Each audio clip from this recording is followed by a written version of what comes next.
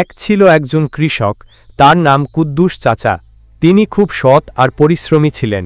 তার ছিল ছোট্ট একটা ক্ষেত আর একটি সাদা রঙের গরু, নাম রাখছিলেন লালু। প্রতিদিন ভোরে উঠেই কুদ্দুস চাচা মাঠে যেতেন, গরুকে খাওয়াতেন, জমিতে কাজ করতেন। একবার প্রচণ্ড খরা পড়ল, আকাশে মেঘ নেই, বৃষ্টি নেই।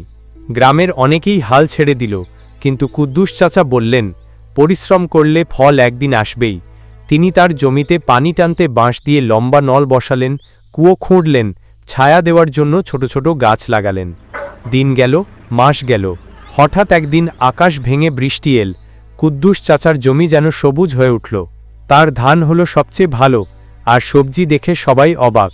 গ্রামের সবাই কুদ্দুস চাচাকে বলল, তোমার ধৈর্য আর পরিশ্রম আমাদের শিখতে হবে।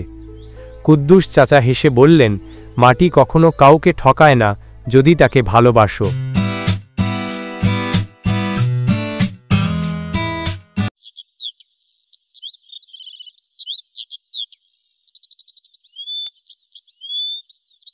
একদিন টুনটুনি পাখি বনে ঘুরছিল। হঠাৎ সে এক বিশাল বাঘের সামনে পড়ে গেল। বাঘ বলল, হাঁ ছোট পাখি, আজ তোকে আমি খাব।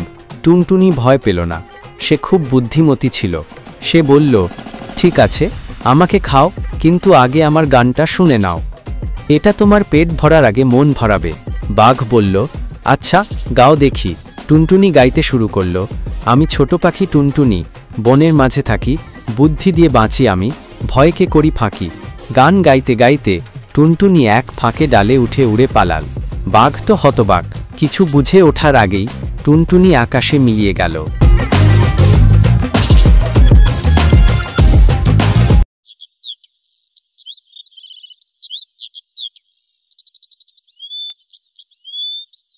একটি ছোট্ট গ্রামে বাস করত দুই বোন, নিশি ও আলফি। নিশি ছিল বড় বোন, শান্ত ও ভীষণ দায়িত্বশীল, আর আলফি ছিল ছোট, দুষ্টু আর কল্পনাপ্রবণ। যদিও ওদের স্বভাব ছিল একদম বিপরীত, তবুও তারা ছিল অদ্ভুত এক বন্ধনে জড়ানো। নিশি সকালবেলা ঘুম থেকে উঠে মায়ের কাজে সাহায্য করত, বাড়ির ছোট কাজগুলো গুছিয়ে রাখত। আলফি তখনও স্বপ্নের জগতে ভেসে বেড়াত। কিন্তু একবার নিশির অসুস্থতার সময় আলফি পুরো দায়িত্ব নিজের কাঁধে তুলে নেয়, রান্না, পরিষ্কার, এমনকি নিশিকে সময়মতো ওষুধ দেওয়া, সব কিছু।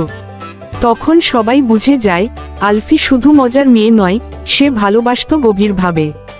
একদিন গ্রামে এক মেলা বসে। দুই বোন মেলায় যায়।